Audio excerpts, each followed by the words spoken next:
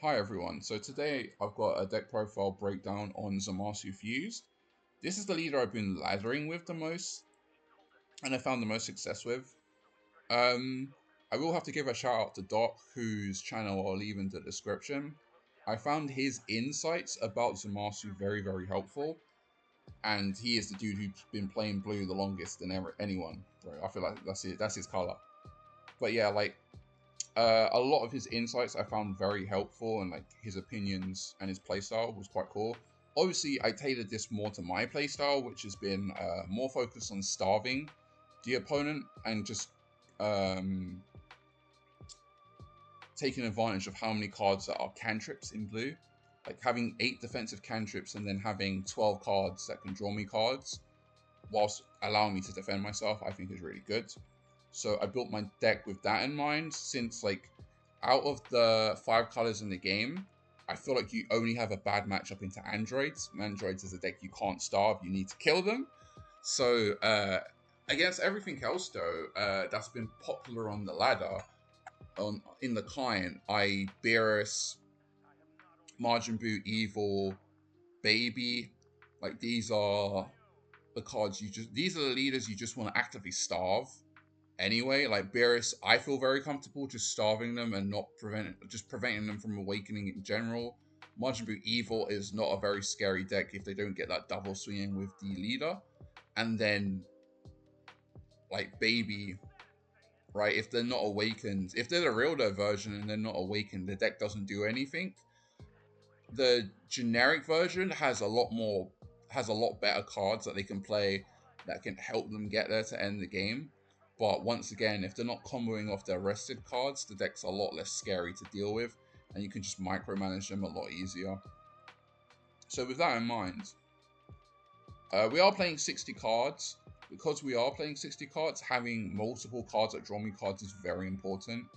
So just off rip, we have 4, 8, 12, 13, 17, 21. So we have 21 cards that all replace themselves when they're played. Very important that you have a lot of cards that draw you cards. I tried to make sure there was as little zeros as possible in the deck. I think in the end it's 13 zeros in the deck in the end. I don't count the Gallic Guns or Proud Saiyans. I felt 13 out of 60 is acceptable. And it's one of the major reasons why I'm not playing Gohan. I have not really liked Gohan in the deck. I just think Cynical is better because I don't want to commit to the board. I don't want to commit to the board, number one. I don't want the requirement of that 7 or less factor to impact me either. And Gohan feels incredibly awkward to play when I'm playing in a control deck, where I don't really care about pushing damage too much. I'm just focusing on outing the board consistently. That's all I care about. And Gohan, whilst it does help me control the board very well, he doesn't allow me to defend myself on curve, which was very awkward. Like I don't want to commit all 4 of my energy going first into Gohan to out 2 things and have no way to defend myself with Gallic Gun or Proud Saiyan if I'm on my front. Well, if and when I'm on my front side. Anyway, we'll go by card. One cost Zamasu, this is amazing in blue mirrors and against red. You need to be able to answer Whis, otherwise it will just sit on the board and generate tremendous amount of value. Being able to answer sharpeners and peel-offs on the opposing side, punishing them for keeping peel-off on the board, very good card in that regard. It can come up against androids as well, bottom decking their 1-drop cantrips, very helpful. Makes the 4-drop Rampart and Jiro's Lab actively worse, which is really nice. Against yellow, like, don't be afraid to just bottom deck the cantrips. If you bottom deck the cantrips, there's less cards they can pop for free with Margin Boot Evil to take cards away from you. And then against black, there's nothing you really need to bottom deck. It's very rare your opponent will play Baby Possessed Boy Form against you just blind on the board. Sometimes they do that with like Bulla. Like sometimes they play Bulla. Like they'll eat a life with Bulla and pass. And you can potentially just punish that by going Mines as a Zamasu and bottom decking it, and then prevent them from gaining the marker, which can set them back a whole 2 turns, which is great. Peel off, I don't think I need to talk about this card. It just adds back what you need based on the scenario you're in.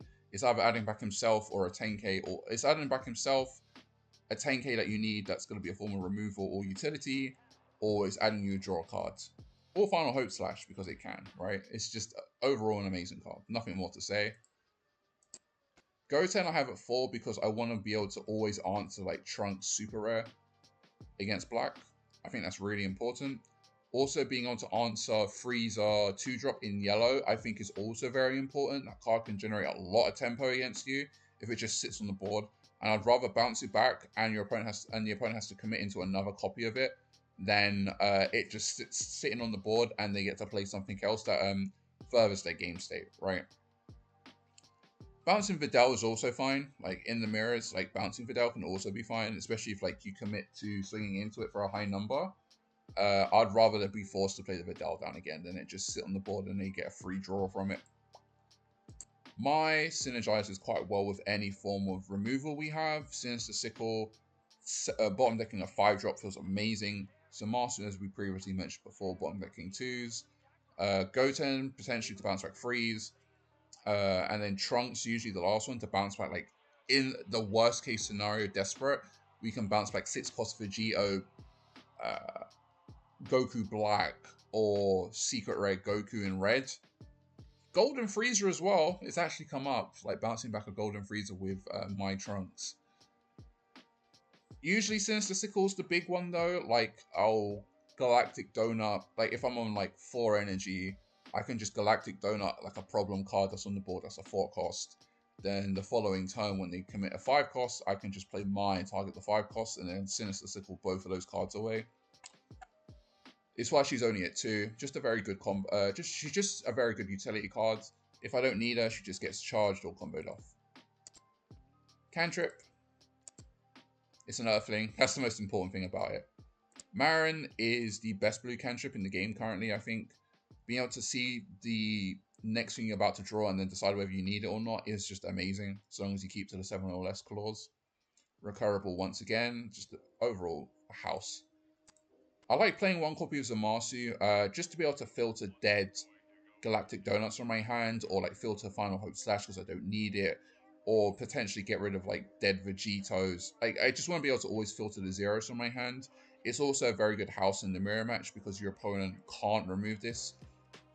Satan City especially, I find Satan City finds this card very annoying because they can't answer it with Gohan or Great Saiyaman, so it's just a 20k beta that they have to just deal with by swinging into it properly. And if I'm on my front side and they're making me a 20k leader as opposed to a 15k leader, that feels great. Videl just synergizes with a vast majority of the Earth. Like, it adds like every Earthling in the deck. Trunks included. Being able to add back Final Hope Slash and Galactic Donut is amazing. I cannot praise this card enough. Being able to add back Galactic Donut, man, it's just, that's so oppressive. Being able to add a form of stun that converts into card advantage, it's just so powerful. And every turn this card lives, you're just getting a free draw, essentially. You're getting to draw 2 cards every single turn. So long as you're micromanaging your hand size correctly, it's just a free draw every single turn it lives.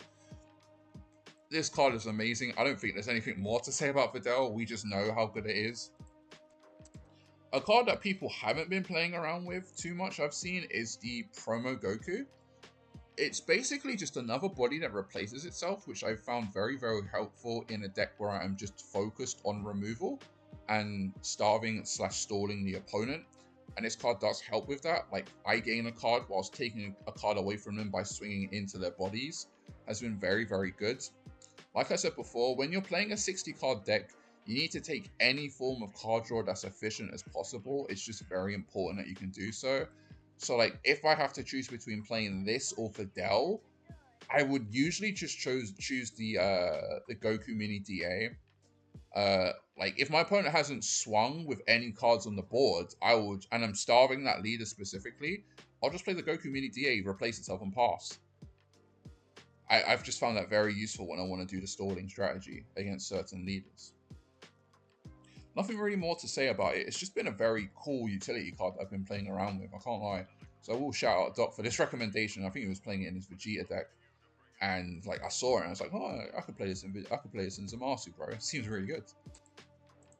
2 copies of Trunks Future. This card is just your easy form of removal for any 5-cost body that annoys you. Bouncing back Beerus, bouncing back Kid Buu, bouncing back 5-drop Bardock, or bouncing back SCR Goku, the 4-drop in black. It's just overall been really good. Sometimes as well, you can bounce back your own Pilafs or bounce back your own Videls because you want to play more. You want to play them down again. It's not Trunks. Sorry. Also the Goku Mini as well. Being able to bounce that back and draw another card for 5 energy. I find that's a fine 5 energy play. If I'm on 6 energy, like I don't have an issue. Like just bouncing back my Goku DA back to my hand, replay the Goku DA and just draw a card. The adding a life doesn't come up very often, but sometimes it might. And the fact that you have some form of self-awakening is always nice to have. Like, just like it doesn't come up often that you need to self-awaken, but like sometimes you just want to bounce a card that can be removed for free very easily, and convert it into something else. Like you'd rather have the combo in your hands than on the boards. Also recoverable by Videl. I don't know if I've said that already. Vegito is one of our main forms of removal on our top end. I found 2 is more than enough copies, honestly. I find the trickiest thing about Vegito is finding the correct time to play him. Unless I'm against red on curve, like just bouncing back their 5-cost body feels amazing, and then taking 2 super combos from them is obscenely powerful. Yellow has a very hard time to interact with a card like this as well. All they can do is stun it down, and like you can use cards like Trunks to bounce back and replay it if you have the energy. But yeah, overall, this card's so good. It's like I said, the hardest thing about this card is finding the time to play it. I wouldn't combo this card off or charge it if possible. You need ways to end the game, and this card is one of the easiest ways to do so. Like it demands 2 super combos from the opponent. And when you're playing a proper back and forth game against a leader who you can attack into, this is just the easiest thing to slam down on 5 or 6 because you want to defend yourself on top. And if you want to play around, like certain forms of removal, you just swing with it once and then reactivate it, and then that's it. Zeno is our emergency button against any wideboard state. This is just outs every card in the game, which is amazing. Other than Barrier, obviously. Other than Barrier and the 5-cost Freezer, the turn it's played, right? More often or not, I will play Zeno once my opponent has committed the problem card. Obviously, you need to know what cards you deem the problem cards in the correct matchups. But like this card is like devastating against. Like this card just always ends the game against black and yellow. If I'm being honest, usually your go-to answer to 6-cost SCR Goku as well. If you don't have Vegito 6-drop, or if you don't have Galactic Donut in your hands.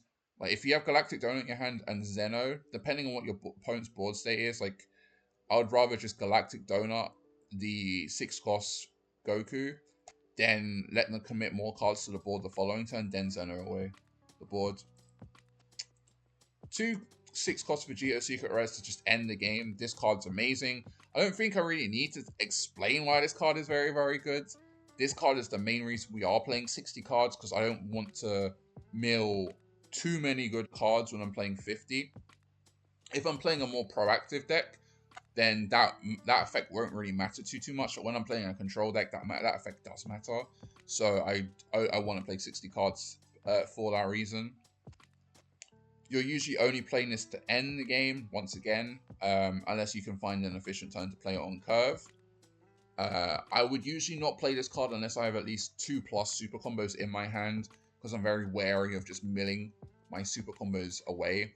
But then this can also just set up the drop for your Pilaf or Videl to add certain card names back, i.e. like Final Hope / like if you mill that card, you can just potentially get it back with Videl and then swing for like a very, very big number.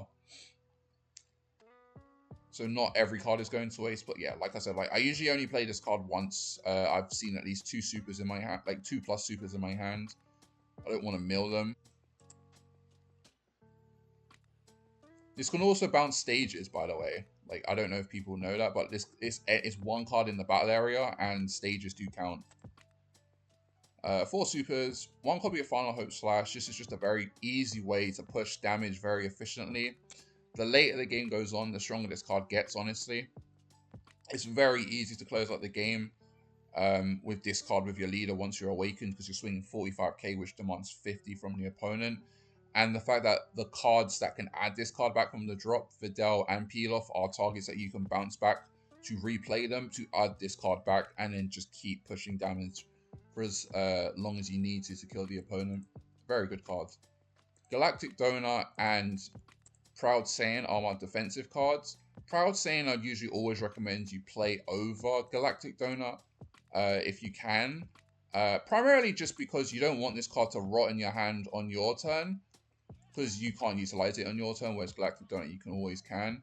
But this is your Proud Saiyan is your go-to way to get out of 25k swings when you're on your front side. It's just basically it's basically 4 more super combos in your deck, which feels really, that replaces itself, which is really good. Only 3 Sinister Sickle. I have found 3 to be more than enough for me. If you want to play an additional copy of Sinister Sickle, because you're not comfortable with not playing Gohan, I would say cut the Zamasu 2-drop from the deck and just play 4th copy of Sinister Sickle. You won't hurt my feelings. At the end of the day, it's all preference. There is no definitive 50 ever, or in this case 60. So yeah, I found 3 Sinister Sickles more than enough, because you only need to resolve 2 on average, I find. Like, well, if I'm being honest, on average I only need to resolve 1 of these a game. At the latest stages of the game, like Zeno, Zeno, and Vegetos, along with Trunks, are usually more than enough to just 1 card answer the problems that are on the board. But in the early stages of the game, this card's amazing. And the card that sets it up really, really well is Galactic Donut. This card is a house. Being able to draw 2 cards, which you can do it whether your opponent has a board or not. You can just pay 3 and draw 2. You don't have, like, the second effect is like afterwards and optional. You don't have to, your opponent's not forced to have a card on the board for you to draw the 2 cards. But yeah, being able to like stun a problem card turn 3, whether like, it doesn't really matter what it is, but like, as long as it's like a worthy sickle target, being able to like stun a card, especially when you're starving an opponent or when you're on your awakened side, drawing 2 cards is a godsend. And like, just like alleviating some of the pressure so you can set up your bigger forms of removal to make your opponent commit more to the board is amazing. More often than not, I will Galactic Donut into Sinister Sickle. That just feels like an amazing turn 3 into turn 4. It really, really does. This is also recurable via Videl, so you only need to see 1 usually, and then Videl will just keep looping that same copy. That's usually what I do. This card is just so amazing. But yeah, that's the list. I found this leader to just be very rewarding, but exceedingly draining to play.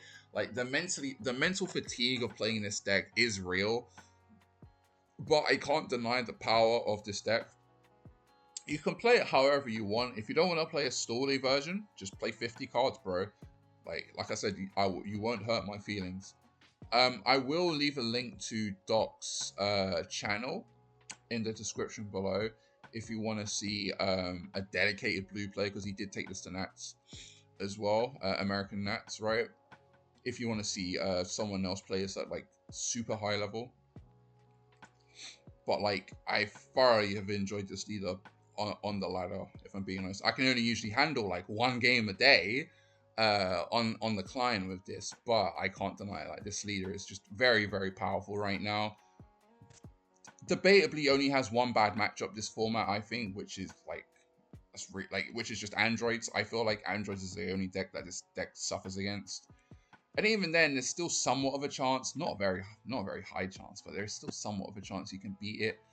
But every deck's allowed to have a bad matchup, honestly. But yeah, that's it for me. Once again, we're getting closer and closer to set 5. Once set 5 gets revealed, as I've mentioned before, just check out my the link to my Twitch, I will be going live and talking about the set with Drumnum and Atomic Ego, about all the set 5 cards. So if you want to catch that live, just check out my Twitch below. But yeah, thanks for watching everyone, and I'll see you guys later. Peace.